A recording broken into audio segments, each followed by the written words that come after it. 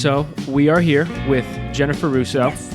one of the well-known people in the Arizona food and beverage industry. I've heard your name from a lot of different people, and Christina, was helpful in setting this up for a while now, and you've dealt with Eric, but we haven't talked too much, so I'm excited to jump into it today. How are you doing? Great. Thank you for having me. So where are we at right now? We are at the Market by Jennifer's on 36th Street, Indian School. And how long has this place been open for? 7.5 years.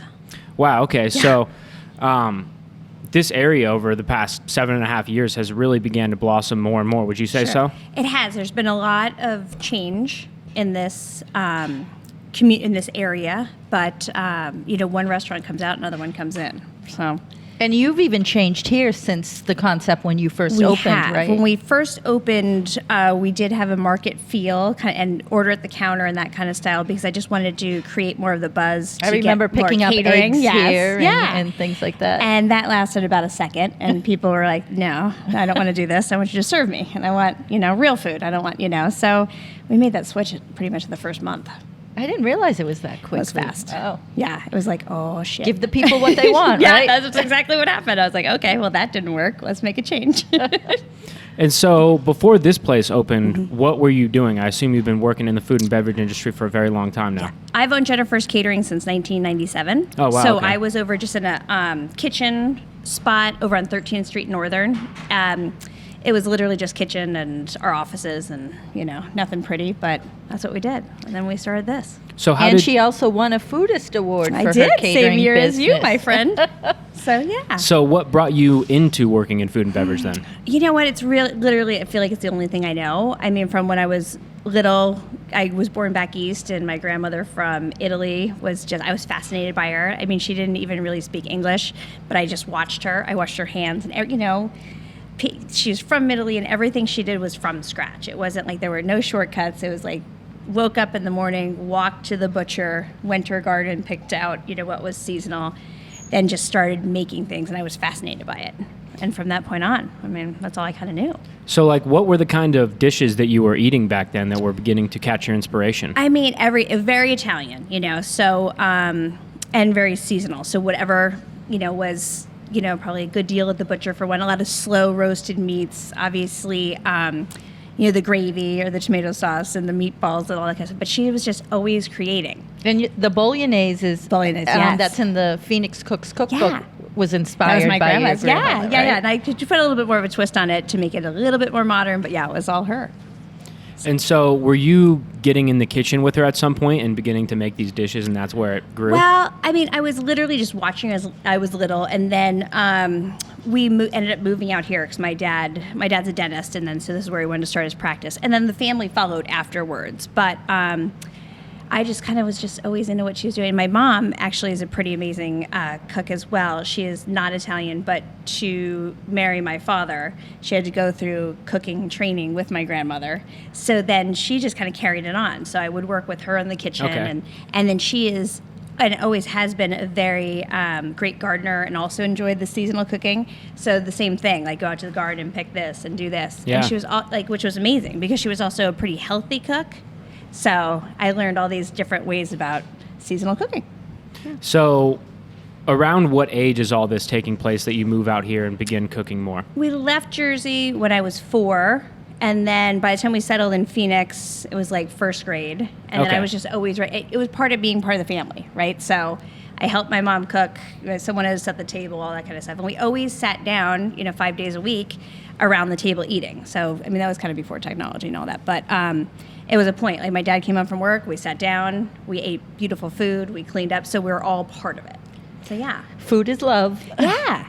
And my parents have an incredible palate for wine as well. So then that started as I went on too. So at what point did it kind of go from, a family affair to something more serious? As soon as I get a job in a kitchen, which I wasn't allowed to until 16, late 15, 16. And I think I remember you saying that you rode your bike. I did, right? to Lewis Stevens Catering, which was about a mile away. And yeah, I would ride my bike there and work in the kitchen after school and on weekends. And yeah, so as soon as I could, I was in it. So was that here in the Valley that this was all taking place? He was in Scottsdale Air Park. Okay. Yeah. That's right around where I'm at, so I Yeah. know that place well. So once you get the job at the catering company, how does your perspective of cooking begin to shift, if it did? I mean, I loved it. I loved everything. I loved the atmosphere. I liked the that speed of everything, the intensity of it. So I just liked it more and more. I would rather be doing that than in school. But I mean, thank goodness I finished school. What exactly were you doing? I just prep cook. Okay. Anything. So just, with catering, everything is like a million of them and just making them all day. I didn't start going to events until a little bit later because of my age. So I would stay back at the kitchen, continue to prep, and then they would all come back and I would have to, help them break down and clean up and that kind of stuff. I would think that would be a really good job for someone that's just getting into the food industry and the kitchen industry because you learn at such a scale. Yeah, for sure. I mean, knowing that, or I guess not knowing, but somehow I came back around to catering for me. It was a really great way to start. But yeah, it's intense.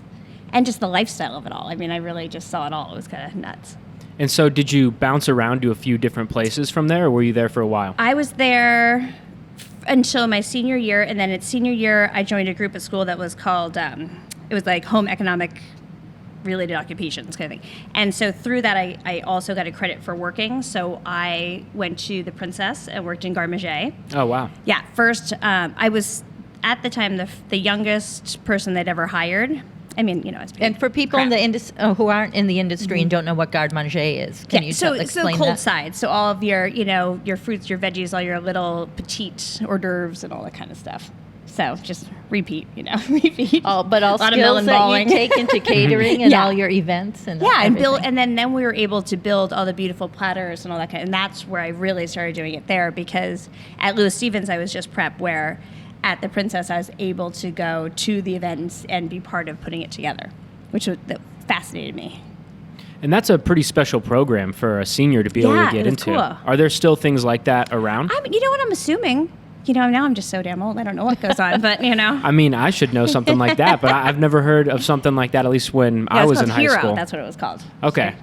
So after that, where do things go from there? Were you there for a while or I no? was there for a while, and then I went over to the Hyatt and worked at the Golden Swan, which was their fine dining restaurant back then. I really wanted to work under Chef Anton, who was wild. And before that, I went to Scottsdale Community College for the culinary group there to see if it was really what I wanted to do. And nice. I loved it. I loved the culinary part. I did not like the education part. So I did the 1 year, then went over to the Hyatt and still sticking with working in the cold side at the restaurant, because chef didn't believe in really women being on the hotline. So I would go in, even on my off time, and go work banquets and whatnot to get more of the hot experience, because no one was really putting me there as a 19-year-old girl. So even at 19, you're like, I'm going to take the reins and make sure I didn't understand learn what I want to learn. Why does that little guy over there get to do it? I mean, what's the difference, Right. But listen, that was a great job. I mean, you had a locker, they did your laundry. I mean, there was 1,500 employees. It was just fun. Wow. I mean, I thought it was hard then. I was like, I'll take that job all day long. It was amazing. I was like, let's go back to doing that. So it was amazing. So chef then seeing me coming in on my days off, all that kind of stuff, he's like, okay, fine, you can come and help plate up, banquets and that kind of. So anywhere I could, I just wanted to learn more and more. So I was there for a couple of years, and then because I loved it, I believed, and also my parents were like, well, you still need some sort of education, when you're at community college, But so then I went to California Culinary in San Francisco, and then that was kind of it. Did that for a couple of years, came back, worked for Vincent's. I did my internship there, and he asked me to come back, and that was an intense, incredible experience, and that was definitely just thrown in there, and you do it, There wasn't any, you work the cold side. Yeah, he's a you work Valley everything. icon. Amazing. And then I went over to Charbel's, and I was sous chef there, and then I had an injury, a leg injury, so it took me out of the kitchen for a little while. And so, because I'd still be working for Mark. It was great. And then, so I was like, I got to figure out something to do. So I started doing small caterings and whatnot on my own, and then it grew. And here we are. And here you are. I mean, to be 19 years old and working in restaurants like that and really jumping in both feet first, that's not something you see from a lot of young people. Is that kind of a tenacity that was it like a naive thing where you're just like, let's try it? Or was it something you were very specifically chasing after? I was going after it. Yeah, I was going after it. It was very driven from the first moment I new life. I knew I loved food and that it was going to be part of my life. So Wow. even if I was kind of told no, that wasn't going to happen. So I was just going to keep showing up until it was a yes. And I know that those many years that you've done catering, award-winning again, I'd like to Thank you. interject that. I think you had told me that the reason you opened the restaurant was because your clients were bugging you. It was kind of that way, and I don't mean it sounding arrogant, but it was like, hey, why do we have to have like a catering to get your food? Because I was over on 13th Street Northern, so it wasn't very desirable for people to like come and do pickup stuff and that kind of stuff. So I was like, okay, yeah, whatever. And then there was like a little shift. The economy did a kind of weird thing and that kind of stuff, and so I guess I've just figured, well, why not? And then here was this space, and this was nothing. And I was like, oh, sure, let's build this out. And I mean, here we go. That was something. Not my best decision.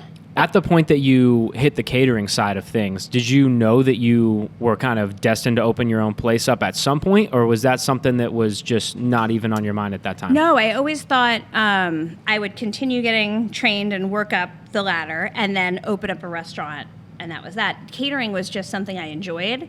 And then it just did a flip because I had to be able to have a little control over my schedule because of what was going on with my knee and my hip and all that kind of stuff. So as I got stronger, I could take on more work.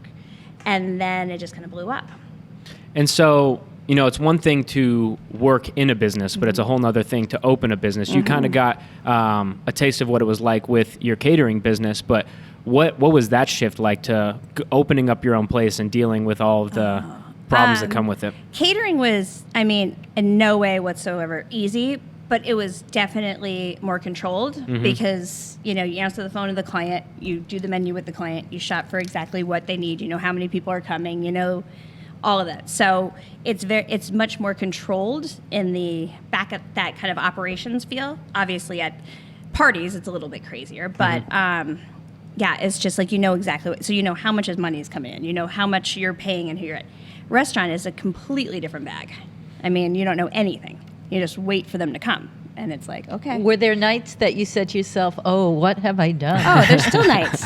Probably every Wednesday. But I can't close any more days or people are going to think we're not here. So, yeah, every Wednesday, for sure. And so as you're going through this journey, what are some of the things that you're picking up along the way? I don't know if you were dealing with staffing other people or managing other people in your previous places, but I figure that's one of those big changes going from catering to running a kitchen like this. I had a full crew at catering, but again, it was like, here's your schedule and we know exactly what's happening. Here, we have a full crew and it is. My staff's amazing, and through even this whole pandemic, I've had everyone with me. But now that everything's picking up again, you're still hustling and trying to find people. Because catering, unless it's my kitchen and my management, we have a lot of 1099ers. So trying to find, now that we're doing big events again, trying to find people to work is a bear. So that's kind of probably the hardest thing. So I hate operations. It's terrible. I shouldn't own a restaurant. I should just cook. But is that what you kind of wish you were able to do on a personal side of things, is just cook? I don't know. I think, yes. I love it. And I love everything that has to do with wine. I love the wine pairing. I love the whole experience about wine. But I can't be my age and just be like, oh, okay, let's just go cook. I chose this 20-something years ago, so I got to just keep rolling with it. Sure. So, yeah. So at what point does the whole love and passion for wine come in? I know you said your parents were big wine people, but was there a certain point where it became something different for you? Well, my parents, for sure, living in San Francisco, any opportunity we were able to go to wine country, I was on it. There would be buses that would go out like once a month through the school. And so just seeing just the behind the scenes of it and how it happens, it blows my mind. It's the same as cooking. It's farmed, it's, produced, you wait for it. You wait to see what happens. The hardest working people out there, just like, chefs and cooks and dishwashers and all that kind of stuff. So I feel like it's just such a perfect marriage to food. So I felt like I got to learn more about this. And Mark was amazing. The little bit I was, spent with learning from him, but I was just like, I got to know more about this. So. And I know that wine dinners here are a big part. Yeah, and they're always so much fun. Yeah. You always seem to get wine producers or the people who speak about them Crazy. who are hilarious and entertaining. I still don't know how I've pulled out for the past 7 years. Like the winemakers that have been in these four walls is crazy. I'm just like, yeah, sure. Do you have any favorite memories? They're all different. They're all so great. And they've all stayed, we've stayed friendly, So I don't know. Because just like food, they're all different. You know, they have their mark on everything and their style, and so it's always something new. Like, it's never just like, oh, that rosé. It's like, whoa, that's obviously completely different from the year before. Tell me about it. And this is from last night's wine Yes. dinner. This was the featured Massive winery. School, it is said. They're a very small producer. They're amazing. They actually had a wine store out here in Scottsdale for a couple of years and then decided to go back up to Napa. Super nice guys. What did you pair with it? Oh gosh, what did we do with it? This? The rosé was with a tempura rock shrimp with a spicy mayo, microgreens, and a little chili. So, and they liked it, and it was fun. And then we kind of went down the line. We did a duck with Southwest mushrooms, with Michael's mushrooms and some barley. We did, and then I reduced a little bit of their cab for the drizzle line, so to kind of bring it Now all we're in. hungry, right, Luke? Yeah, I was going to say, worst Yeah, we idea did some coming stuff. not eating beforehand. So it just was like fun. Then we did like a really cool gorgonzola cheesecake savory. And then we did beef tenderloin with slow poached chipotle onion and a little bit of a truffle potato kind of thing. So it worked. And they you do really liked it. usually, 5 or 6 courses? Yeah. Depending on the amount of wines that they want to showcase, I'll pair. So, and I try not to, it's always so kind when they want to bring me the wine to taste, but I kind of feel like it's a little wasteful. Like, I'm just not. So I do as much research as I can and try to pull out the different flavors and then try to pair that way. So it's kind of a blind tasting or blind pairing. And then, so I'm always very nervous, but it's so far so good. Right. I don't think we've flopped too Well, bad yet. as I've said, I've been to many, and Thank they're you. always a They're highlight. fun. They're really fun. So what is it like orchestrating an event and an experience like that? There's obviously a lot of technical things that go into ensuring that that rolls out smoothly. What is that like from an operations side of things? Well, it actually flows pretty easy because I'm so humbled and honored that they want to be here. So, I really put a lot into it.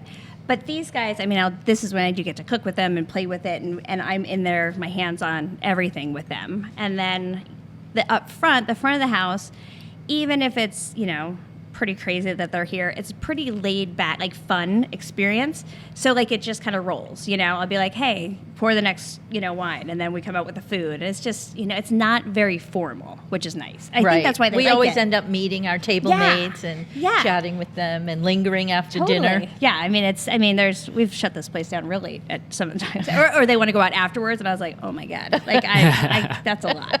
But there's been some nights that have been the dilly dally. Making they love memories. the dilly dally. Winemakers love the dilly.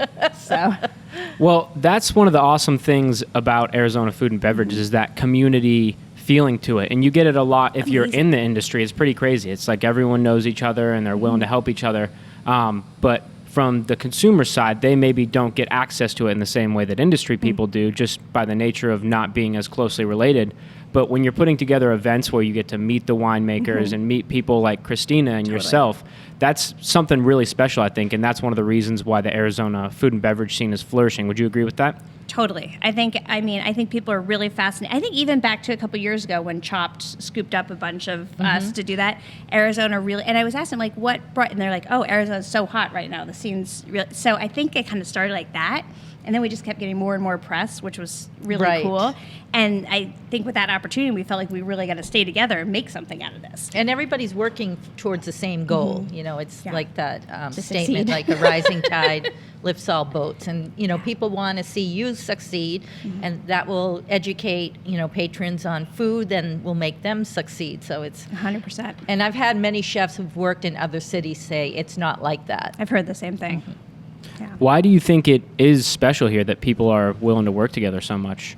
Well, I think the goal of making this city really a foodie town, one, and two, just keep small business alive and support local and all that kind of stuff. I mean, it is really, there's a lot of, big chains here, and being the small business or smaller guy, I feel like it does take a lot more work to get people here because it's maybe not as convenient or as known, or the menu changes, Yeah, I was talking to some, it's not a city where you can walk by a restaurant and say, oh, let me try that. Totally. You have to make the effort to drive to a new restaurant you have not tried before just to experience it. And I think, like when we first moved here, even 12 years ago, I think that's why chains were so prevalent. For sure. Because people were familiar with them. But now, I'm sure you've seen the food industry change, but even in the last 10 years, to me, it's leaps and bounds. Absolutely. And it's just, it's not easy to stay afloat. So you want to support, it's not going to do anything for us to talk bad about the expert. Like, how do we make this happen? At one point in this community here, there were 7 restaurants, and it was like we would do dine-arounds and anything we could do to keep it alive. And hey, do you know so and so's back there? And and they're like, oh, I've heard about that. I didn't know how to find it. It's like, oh, it's right here. Or to the point where even now that social media has become so huge, it's like, oh, next to the market, or oh, in the same as Beckett's, or you know what I mean. So then people start in relation familiar. to the other restaurants. Yeah. So you've been associated with a lot of the people who kind of helped bring Arizona Food and Beverage up to the point where it is. What has that been like, and who are some of the people that have kind of inspired you? Mark Tarbell's a good one that you mentioned before. So many people. I'm so blessed to be part of this group now. Let's Talk. That's national. And then ours is the AZ Women in Food. And even if I've known these ladies, I really have gotten to know these ladies. And that, I'm blown away about what they do, because we're all so different.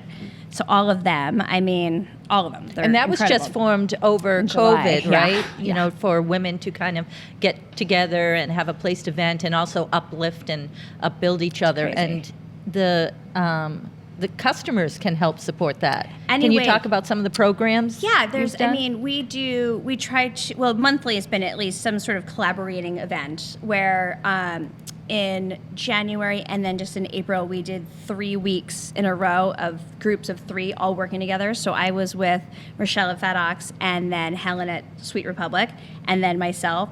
So everyone does a course and works together, and there were 4 or 5 different groups like that. So 15, 20 women out there just coming together and supporting each other. That was really awesome. And you order ahead of time, come pick it up, and you have a 3-course meal made by 3 famed 3 different women, female chefs. chefs. So that's been amazing. But I just think everyone that's just busting their butt, owning their own business, and this type of business in this crazy world blows my mind. I can't even pick one out. Sure.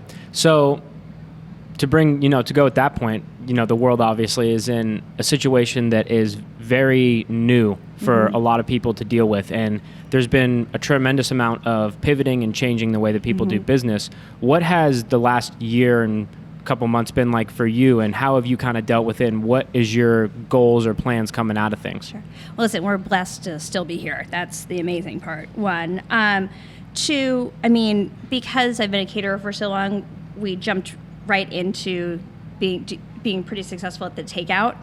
But again, we did 20% of business that we normally did. So, I just did my taxes. It's like, oh my God, how are we still here after losing all of that? How did we do that? So with that time, you realize that you can kind of make it through anything. The people around you are your family, and you want to nurture them and take care of them. And because as it gets better, you want them part of your team. So that was a big part of it. But yeah, we just worked and worked and worked.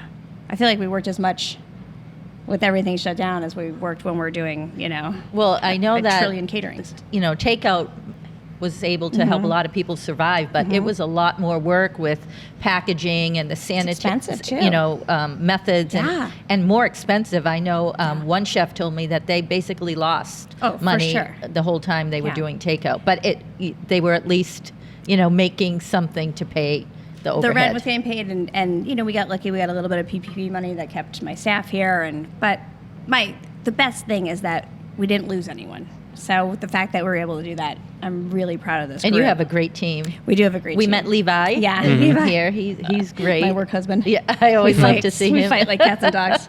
So, no, we don't. But he's literally like that my whole husband. team, and I'm sure you feel it, Luke, how this feels so neighborhood. Yep. A place you can meet friends, you could go on a date, you could, take your parents for their anniversary. It's really a warm, welcoming space. It doesn't really have an expectation. Like, everyone's kind of welcome. You don't feel like, oh, I'm going to have to get dressed up or what. You can come however you want in this place. So drink some wine and eat some delicious wine, eat food. Come for brunch. And actually, you have great cocktails, too. We do. We have great cocktails. We do brunch on Saturday and Sunday. We have music on Sunday. Like, anything to just kind of keep people talking.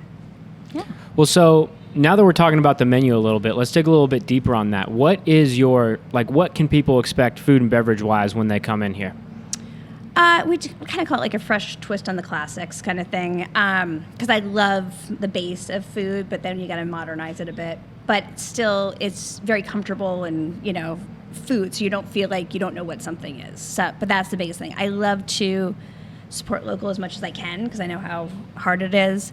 And seasonal. We're really seasonal because you know what? I want the prettiest piece of produce that tastes the best for obviously the least amount of money because that's seasonal cooking, instead of just trying to keep the same menu going all the time. So we switch the menu 2 or 3 times a year, and then we have all these additional meals like the wine dinners and all that kind of stuff. Are there any items that stick around all year on the menu, or does it change that much? We have a great burger, because it's always a pleaser. But the gnocchi's been around, but I'll feel people out. Like now we're about to start restaurant week, and I'll play with some ideas to see what people think. I'll bring things back. I'll do some new things, and then because that helps me kind of build for the spring summer menu. Yeah, I think the last time we were here, we got to enjoy some dishes that had done so well over Restaurant Week that she kept them on the menu. Yeah. So that's what the public's amazing for, right? They're going to tell you if they like it or not. Yeah, thanks for letting me know. Yeah. Okay, we won't do that again. So right now or over the next few months, I'm not sure exactly when that pivot in your menu will happen, but what are some of the popular dishes that people can look out for? Maybe even some of the less popular dishes. We're bringing the carbonara back, which is always a fan favorite. I use Sonoran pasta with that, and it's a that later Sonoran version. pasta is made with heritage grains grown here in Arizona, right? Yeah. And they operate out of the Air Park area too, so shout out to that area of Scottsdale. I see him right in the front of my, when he rolls up with it. Nice. Thanks for the delivery. Yeah, thank you. The carbonara is coming back. I'm trying to figure out what I want to do. I really like the salmon right now. I changed that earlier, about a month ago, just because it was starting to get warmer. It has a little bit of an Asian flair to it, but it's very comfortable. It's like really great jasmine rice with a skin-on seared salmon with our house-made teriyaki sauce, and then a really nice chili green bean. And they just cook it so well. Mm-hmm. And it's lighter, but it's still like super, hearty kind of thing. Sounds delicious. Yeah. The burger will stay. I don't know. Gnocchi always stays. It does. I'll do something fun with chicken.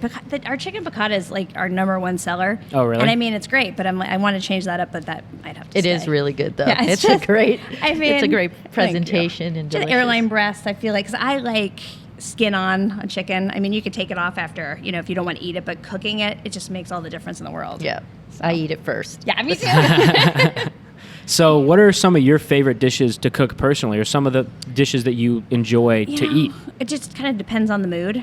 But still sticking with that whole seasonal thing. Like I've really been into going to the farmer's market and see what they have, and I just come home with crazy amount of things to play with. So but I got to be honest. There's not a lot of cooking at home. There's really not. I'm like here. Is there a lot of wine at home? Every Thursday, definitely when Cooper's with his dad. But when I get an opportunity to do it, it's amazing. But I also don't like a dirty kitchen either, so I can just do it here and take it with me.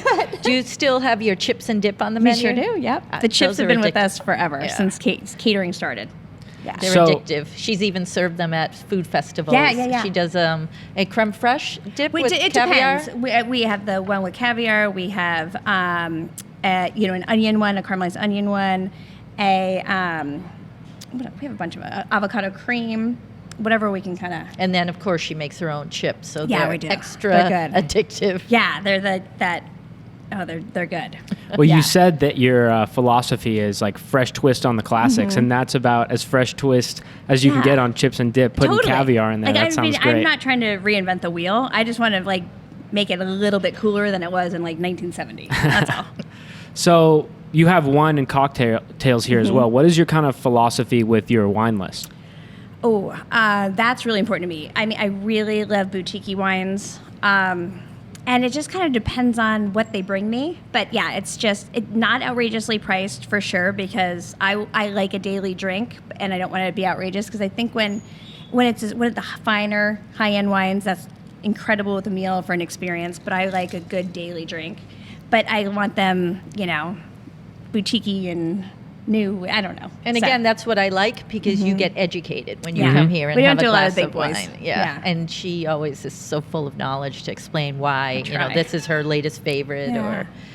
Well, and it makes a lot of sense for this place as well, because, like you touched on earlier, wine is an agricultural product. And even when I drink a bottle of wine, let alone, besides the fact that I've seen these places and know what goes into it, I still don't think of it that way. I think every time I expect it to taste exactly the same, And even though does. it never does. And beer is the same way, and Totally. spirits are kind of similar as well, where they are truly an agricultural product. But I think it's awesome when people put smaller boutique type wine places on, because you get more of a representation of the various agricultures that can produce wine. And, you know, considering you're doing that with your food menu, it fits in really nicely. Yeah, we try. I mean, and it's easier to get them here if they're, you know, they're excited that we're showcasing their stuff.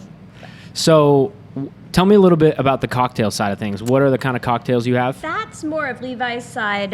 We have a really pretty list, though. There's the Gwen's Garden, which is a vodka base with a little bit of Homeboy's hot, you know, green chili in it, soda water, lime. We have a really great Southwest margarita that we make all the batches here with fresh lime and cilantro and a little jalapeno. What else do we have on there? He does all that kind of stuff. Do the cocktails rotate the same way that the menus do? They do, but I will bring in people to come work on that. Okay. So and Levi likes to work on that end, but because that's just not, he's better at that kind of part, the beer part. I'm just Do a you wine prefer drinker. wine over cocktails? I do, yeah. I like cocktails, but Yeah, I'm a pretty big novice in the wine side of things. I understand cocktails more, I guess, because I've drinking more of them. But I think the way that you can experience a meal differently, whether you choose wine or beer or a cocktail, I think is a really special thing to do, and especially with something like a wine tasting for someone who hasn't drank a lot of wine, and then to be walked through how those kind of pair with it, that's a really special experience. So on the education side of things, whether it be, you know, on a day-to-day basis, explaining to people what your drink list or your food list is like, or if it's something more specific like an event, what kind of education do you feel like you're having to do with people to explain what you're putting together? Oh, good question. You know, again, it has kind of a casual feel. So if people are asking, like, what should we go with? I want to know what they're going to want to eat first, and then I'm going to figure out the best thing to pair with that. Because I truly feel like what's in the food, you could pull out those flavors in the wine. That's what kind of pairs it together. So, and the cocktails the same way. I mean, that I would love to get deeper into cocktails because of the fact that there's so many incredible flavors in it that pair so beautifully with food. I'm just more of a wino. So when it comes to pairing with wine specifically, and you've said it multiple times now, pulling out the flavors, what kind of, like, what is your thought process for something like that? Whether it be, like, does it start on the food side of things? I know you said you pair the food, or you pair the wine with the food, rather. You go kind of that direction. But how are you formulating these connections in your head? Well, it depends on the situation. But if it's a wine dinner, I'm going to do all the research about the wine and go wine by wine and read everything I can about it, all the tasting notes, et cetera, about that, to be able to decide what part of that food can pull of that. So that's kind of where it starts. Like if there's, you know, oakiness, you know, we go there. If there's earth, if there's mineral, if there's, you know, black fruits, all that kind of stuff, I'm going to find that first and then figure out what's going to work with that food-wise. And so is that something that you're personally tasting the wines? Are you talking with the winemakers, or are you doing research so deep to go as to like the grape varieties research and then talking to the winemakers? Again, because I feel like, I mean, I can do, but you never know what your palate's at also. And then if you're really going to get into the wine, you should probably do it like first thing before you're eating and that kind of stuff. So I'd rather do the research part, and so I kind of nail it more so than what my palate's like that day. And so once you have the palate of the wine that you're trying to pair some food with, what, like, are you picking out specific ingredients that you prefer to work with? You know, I would imagine that when you're working with a rosé, you kind of have a set list of ingredients or dishes that you would make. It's not 100% ingredients. It's going to be what their characteristics are. Like, excuse me. But like rosé loves a little bit of heat. It loves, because if it's a crisp one, then you want to bring in a little bit of fat in there, because you want to hit all the 5 places on your tongue through food and wine. So that's where I'm going to pull from, and then I'll go into like, oh, has a tropical? Is it, you know, fruity? Is it like that kind of, and then I'll play with that. But you can do a lot with rosé, which is cool. I mean, you can do a lot with all of them. But I feel like, and I think you should drink what you want and eat what you want, kind of thing. But I mean, I do believe, like, you know, a light white wine is not going to go great with a steak, because it just can't, you know, compare to it. It's just gonna, I mean, enjoy your glass of wine and eat your steak and have a great time. But if you're gonna try to bring it together, it doesn't work. Do you have a favorite style of wine to match with cooking or to drink personally? It depends on the day and the wine. You know, like the type food of and whatever year, it changes. You know? Yeah, The type of year is absolutely. totally different. I mean, I love bubbles. I decaf. love bubbles with like fat. You know what I mean? And salty, because then it just pops in your mouth. Like your chips and dip. Yeah, or like really like buttery, cheesy popcorn. Like, I mean, it's a perfect pairing because the bubbles cut through, and I don't know, it's just fun. But, yeah. That's a new pairing that I've got to try is wine and popcorn. Yeah, I've not done that one before. Champagne and popcorn. It goes well with wine too, but the champagne because the bubbles. Yeah, it works really good. Yeah. So we are here on, what are the crossroads again? I am on 36th Street and Indian School. We face 36th Street, black and white awning. We're right there. And what are your hours like right now? We are Wednesday through Saturday for dinner, so 4 to 9, but then Saturdays and Sundays we're open for brunch from 9 to 3. Awesome. Yeah. Well, come on over here, get some brunch, get some food, get some wine or a cocktail, and enjoy all the fresh ingredients of the season. Thank you so much. Thank you.